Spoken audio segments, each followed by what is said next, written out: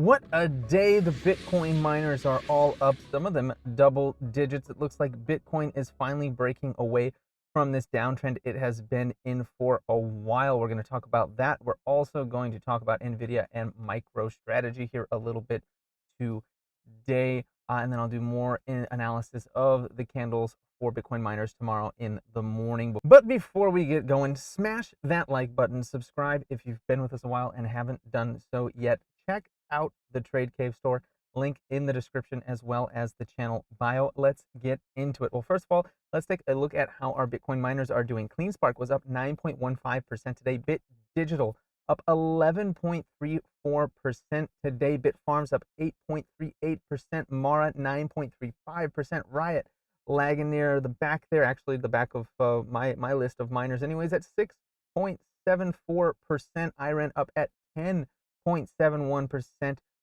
Core Z 7.3% up. Wolf 7.11, 11% up, 7.11% up. Hut up 10.78%. Cypher up 9.26%. And as you can see it, I'll just list it off. MicroStrategy was up 9.2% today. We had 3 on my list that were up over, in the double digits. A couple that got real close, but not quite. Let's take a look at the Bitcoin chart real quick, and then we'll look at Nvidia and MicroStrategy. And I promise you tomorrow we will go more in depth into the patterns that are producing on our favorite Bitcoin miners in the morning. Anyways, right now, Bitcoin is trying to break out of this. So look what's going on here. So we've got this ascending channel right here, right? This ascending channel right there. And we broke above it. We're currently printing a candle solidly outside of it. We are above the top ATR band, but as you know, with that, we can kind of go sideways a little bit and then push higher into it as we go. Bitcoin broke this ascending channel to the upside, as it likes to do sometimes.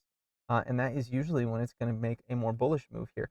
So we did come just beneath the bottom of this larger. Let's take a look. Let's move this here and let's move this back. Okay. We did go beneath this larger descending channel and got back into it. We almost came towards the bottom of our larger ascending channel one more time, but not quite. We turned around before it. That's pretty nice. That's actually very interesting. We touched this little cloud here. I got this little box I drew down at the bottom here and then bounced right off that thing and went and rejected that area all the way up. We are above this trend line here. This is the important one. So let me go ahead and I'll keep this one here. But we got above this trend line. This is important. The fact that we broke this trend line right here is really quite good. So this is actually a really good sign. Now this is on the 2-hour chart. Now let's take a look. Let's drill down to the 1 because there was something interesting on the 1, I think. Let me see. Was it here? Yeah. So I got my little blue symbol down here on the 1-hour chart. Now I did get it here last Thursday as well, but it came in again here on Friday. And since we've gotten that, we have been kind of drifting upwards. Let's see if it shows up on the 2-hour as well. It didn't show up on the 2-hour, but we did get into the cloud down there, the fib cloud at the bottom, and we bounced out of it pretty aggressively. So I would have taken that also as a symbol that that's what's going on. Take a look here at the volume. See how's the volume? What is that? What kind of story does that have for us? Rising volume as we go up. See here since September 8th. It was yesterday, Sunday. Rising volume, rising price. That's good. We got a couple of big candles here with nice volume coming in above the rest of it.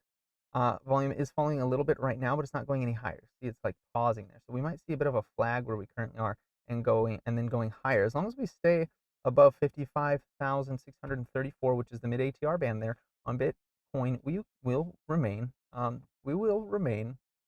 bullish here.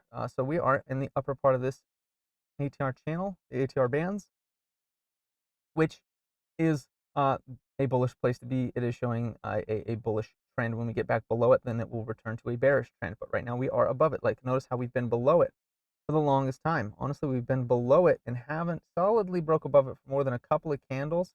Honestly, since August 25th, we've been down under that on the 2-hour, and we've just peaked above it very briefly and then got swatted right back down. This is the first time since August 25th that we got above it and sustained above it, and actually are going outside of the red band on that too, the red ATR band there as well. So that's pretty great on Bitcoin. I like how Bitcoin is looking right now. Take a look at the 1-day real quick and let's get a little assessment there. Oh yeah, I like that. I like that a lot, actually.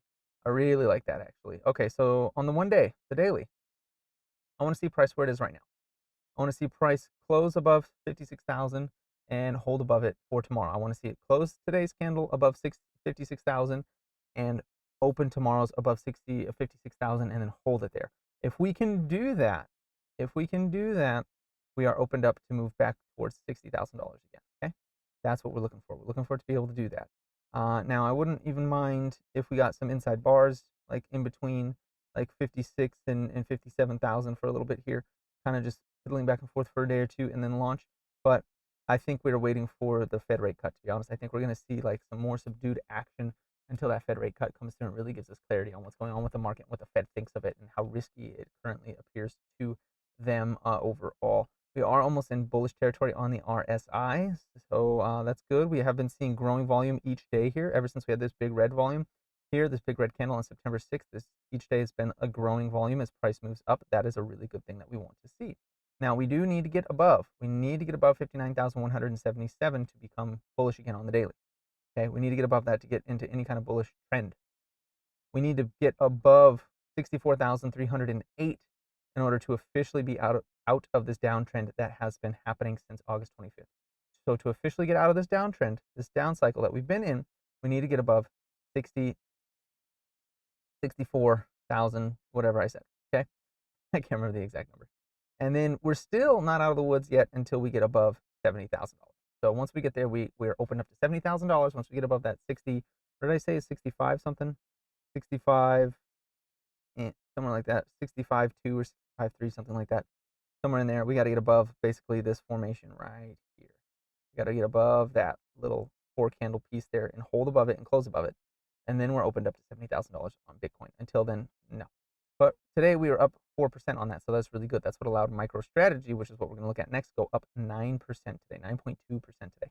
Now, we actually got the little blue symbol on ours here in the morning in the pre-market. We got that here at 1 a.m. right away. We've been in this cloud for a while.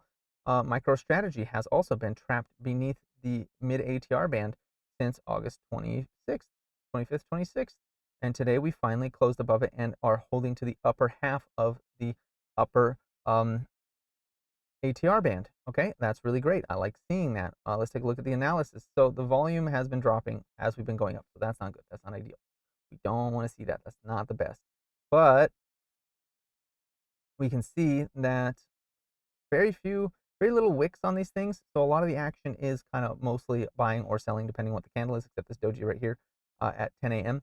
That was 10 a.m. West Coast on was that 1 p.m. East Coast. Anyways, that was a doji, so that was like a fight between the two. But all these green candles, mostly bodies, very little wicks. This big red candle here, mostly body, very little wick. This after hours one is good though. That wick on the bottom with a bit of a hammer on top. So sometimes the hammers at the top of the moves isn't the greatest. We could see this come down to 121.85 very quickly here in the after hours or the pre-market or even right away in the morning.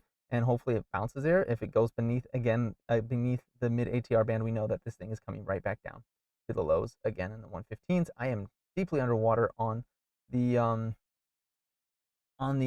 cash secured puts that I've been doing with MicroStrategy. As you all know, I bought in at a bad time. I re-entered the same day I exited it last time, and that was all the way up here at the 147 mark. I opened up at a 142, had to roll that down to 134. I'm currently holding that 134 put. So I'm about $10 in the money on that one. So I need that to come up at least $10 for me to start breaking even on that, or I need to roll out lower and further. I got it out till mid-October right now. I had to roll all the way out to mid-October. So right now I'm just kind of sitting and waiting for that. This was the dumbest thing I could have done up there. You can see this inverted hammer at the top of the move. I don't know what I was thinking. I screwed that one up pretty bad. It's okay though, because I am gaining valuable experience in rolling my positions and getting out from under a pretty big boulder there. And it's not so bad. It's not the worst. I do like today's price action on the daily. You can see we popped up and out of this descending channel here. And as long as we open and close tomorrow's outside of this descending channel and Bitcoin cooperates, of course, we will see this thing return up into like the 30s, the 130s pretty quickly. And that's, I'm not so concerned. I might even end up being able to close out my contract for a profit, including the loss I took on the roll early, which would be great. That'd be fantastic. So we are watching that right now, but I am looking at MicroStrategy to break this descending channel, and it needs to get back above $150 to become bullish again, right? 137 to get back into a bullish like trend. 150 to break the downtrend from this descending channel that started on August 26th. Okay, that's what we're looking at there for MicroStrategy. Nvidia. Nvidia is, I don't know, man. Nvidia doesn't look terrible where it is. I like where it is right now. It came back. The fact that it came back down here, stopped pretty hard without making a new low, where the August 5th low is good. That's pretty great. I don't like this candle. I don't like this wick right there for one. I hate that.